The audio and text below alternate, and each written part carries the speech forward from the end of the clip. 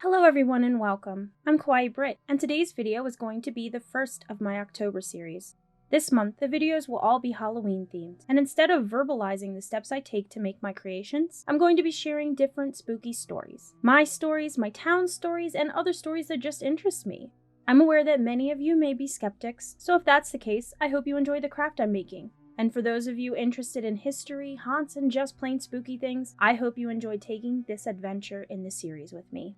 I'm going to start off the series with telling you some stories about me and a few of my experiences with the supernatural. So let's go back, way back. We're going to start in my childhood and some of the earlier experiences in my life. I've always sort of had a sixth sense, I guess you could say. I'm always told that as a child, whenever the phone would ring, I would announce who was on the other end before it was answered. My mother said I was almost always right. And to give you a little background for those of you that are skeptics who are trying to debunk my story, at this particular age, we didn't have caller ID. My family was not well off and we could not afford anything that was not a necessity. And caller ID at the time was an addition to the service and not a free feature. I could have been guessing at that age, but who knows. Around school age, I grew out of it. Occasionally I would get a strong feeling and get it correct, but at that point it wasn't as frequent as when I was younger. I also had lots of friends at this age, but my parents always pushed that aside as I did have a huge imagination. After the birth of my younger sister, when I was about 3, we moved into what would be my childhood home. The home had been one of my aunts, and they sold it to my family when they had moved into a suburban neighborhood. This particular aunt had been babysitting me most of my life up until then. That's where I would see a lot of my friends. I didn't bring it up with my family often because at this point I was convinced that it was my imagination, which it could have very well been.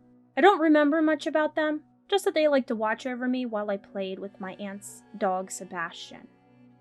That home was a semi-detached townhouse on the main street in the city. And here's just a little history of my hometown. My hometown, York, Pennsylvania, also known as Yorktown during the 18th and 19th centuries, is famous for holding the Congress that drafted the Articles of Confederation, proclaiming the first national Thanksgiving, and holding the signing of the French Treaty of Alliance in 1777 to 1778. My home sat on the street where all these things happened, blocks away but still close enough. York County played an important role in the Civil War. It hosted a Union Army camp and a large U.S. Army General Hospital which treated many patients during the war. The Northern Central Railway was a major transportation used for hauling infantry and cavalry to and from the South. Tens of thousands of tons of war material, food, and supplies passed through the county, as well as coal for the Union Navy. More than 6,000 men from York County also served in the Union Army. In late June 1863, about 10,000 Confederate troops invaded York County.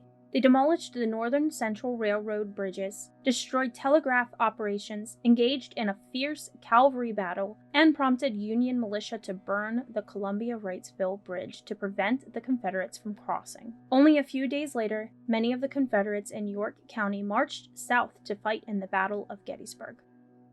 In doing research, I found some blueprints for my old house that stated that it was built in 1900.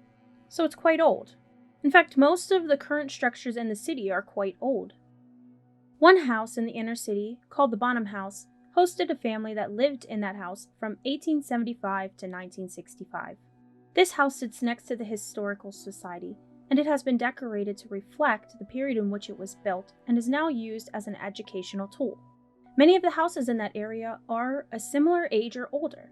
I also know that the structures in these spots weren't necessarily the first structures built on those plots of land, which leads me to my next experience. My house had a basement, 2 floors, and an attic. To get to the second floor, you had to climb a steep set of stairs. On the top, to the left, is a wall, which we share with our neighbors. To the front is my parents' room, and to the right is my sister and I's shared room. There was no door to our room, as you also had to walk through our room to get to the bathroom in the house. I started to have experiences soon after moving in. I don't have a clear memory of these early experiences as I was very young in age. I remember figures and mists close to the hall where the top landing to the stairs sat.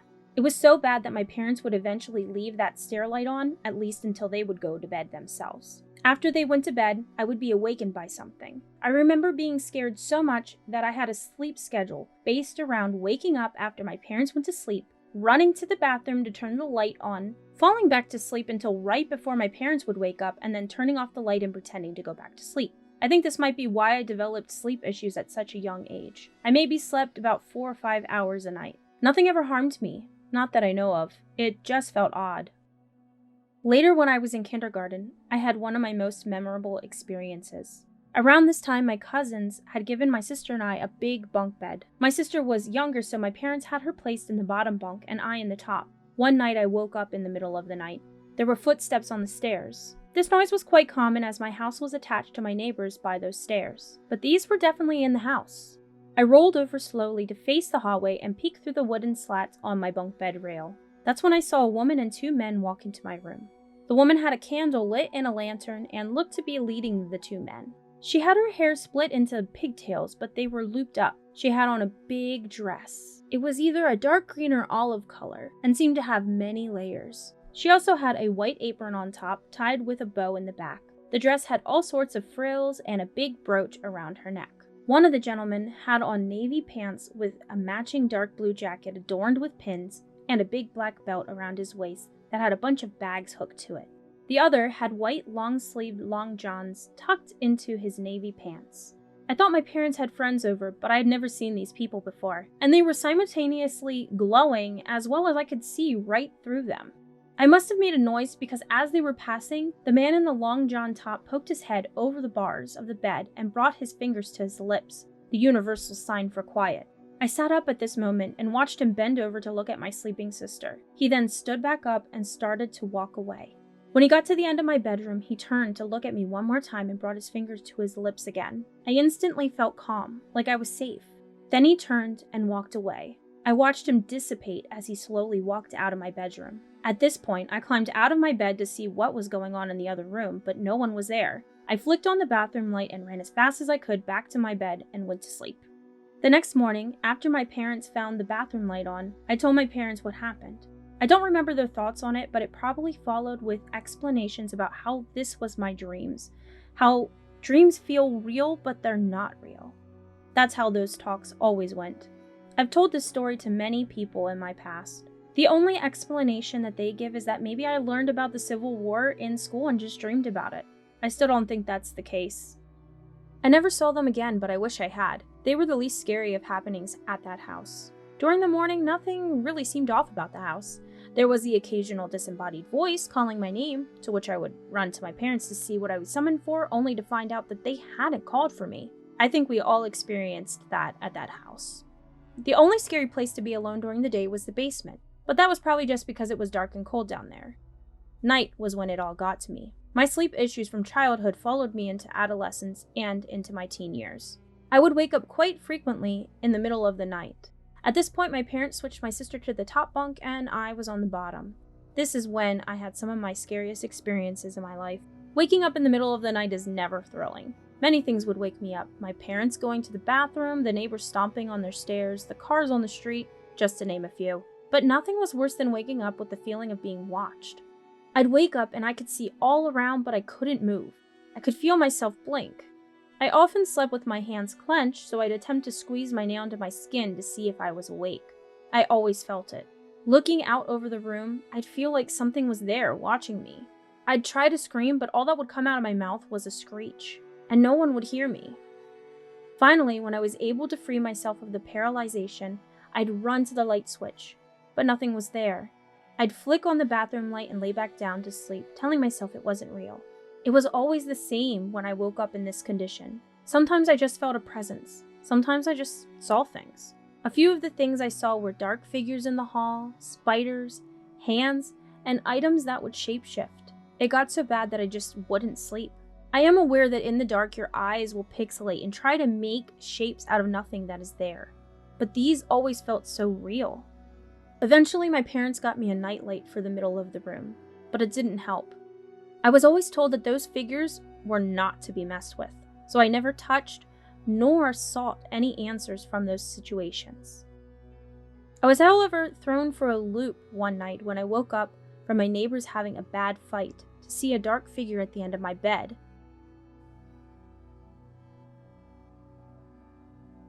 The dark figure brought its fingers up to its lips to make the quiet sign before snapping its fingers and making me fall back to sleep.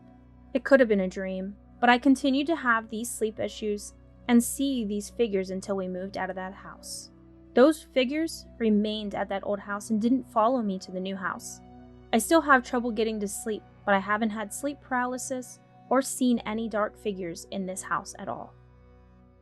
I know skeptics will see my experiences as just stories. I try to as well.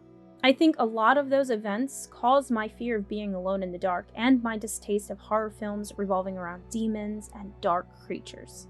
I have tried to debunk these events so many times and I really can't.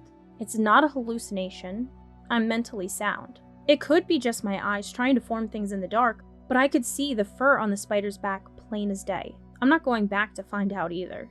For the most part, I keep silent about these events. The only person I bring them up with is my sister, as she too has had many otherworldly experiences. Everyone is a skeptic until they have an experience themselves. I just have had too many events unfold with me present for me not to believe. What do you believe? Thanks for watching. I hope you enjoyed this October's theme. If you did, make sure to hit the subscribe button up there to be notified when my next video comes out. You can also follow me on Twitter and Instagram. Those links are located in the description for you. I also stream. Check me out on Twitch on Tuesdays and Thursdays at 6:30 p.m. Eastern Standard Time and Saturdays at 9:30 a.m. Eastern Standard Time. My Twitch is also in the description. If you made it this far, hit the like button if you haven't already. And let me know in the comments, would you be interested in hearing more of my ghost stories in the future? Thanks again for watching, everyone. Happy haunting!